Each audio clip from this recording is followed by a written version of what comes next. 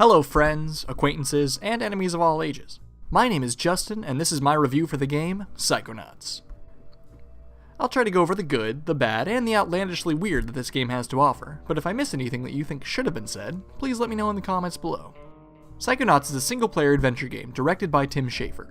It released in April of 2005, and while it may have not had an initial boom in sales upon release, it has gained a massive following over the years, and with good reason.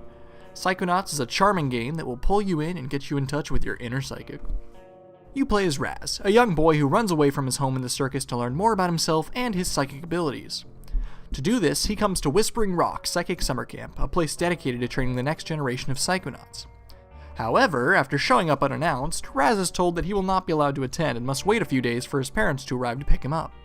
This means that Raz must learn as much about being a Psychonaut as quickly as possible. This isn't too much of an issue though, as during Raz's little interruption, he showed such promise in his mental strength that some of the current Psychonauts knew instantly that he had a natural talent for this kind of thing. So they allow him to take classes during the wait for his parents. So Raz spends some time going through the classes at Whispering Rock, picking up some psychic abilities along the way, when suddenly other campers begin to act very strange. They get around very slowly and only say words like TV or hacky sack. With the help of Psychonaut Sasha 9, Raz is able to track some interference in his own mind and find out that other campers are having their brains stolen by a maniacal dentist. The game mostly revolves around this plot point as we follow Raz on his adventure to save the campers of Whispering Rock. The game Psychonauts really shines in terms of the characters you interact with. Each one is unique and has their own memorable personality. You have your fellow campers, such as Dogen, who doesn't seem like the brightest of the bunch and will occasionally say some very interesting things. Bobby Zilch, the camp bully who you just love to hate. Clem and Crystal, the dynamic duo who constantly cheer on Raz when they aren't busy doing other things. And many others. You also have the Psychonauts, the dentist, the giant menacing lungfish. Just kidding, she's nice and her name is Linda. And lots of other characters that just work so well in this world. Now this actually ties into the next portion of the review, which is the level. The reason these tie together so well is that most of the levels in this game come from the minds of those interesting characters. You throw a small door at their forehead, then hop right in. It's really as simple as that. And that's what makes these levels so fun. For example, let's take Coach of Whispering Rock and current Psychonaut, Maury Oleander. His mind is the first level we're shown, and you get subjected to jumping out of planes, avoiding gunfire, going through mental obstacle courses. Heck, to even start the level, he asks you to punch him in the jaw. Well, more like the jaw of this image of him, but still, it's the thought that counts. With this mechanic tying in so well with how lovable the characters are, you get some very interesting environments with new mechanics, new psychic abilities, new goals, and it really makes me want to explore every square inch of each one. Psychonauts gameplay breaks down into two basic pieces, the first of them being platforming. It's a single-player adventure game where you go around various worlds doing tasks for people. Of course it's a platforming game! You jump around avoiding death pits, enemies, and so on, fight some things using your psychic powers, and you pretty much have most of the game summed up. The second portion of the gameplay really comes down to why you're doing these things.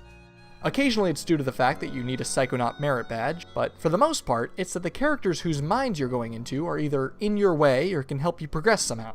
So you need to help solve their inner turmoil. I think that this route was a good direction for Psychonauts because it gives you incentive to help these characters without being as obvious as, go collect this thing, for the heck of it. Now, even though I've made it sound like Psychonauts is perfect, it is in no way without flaw.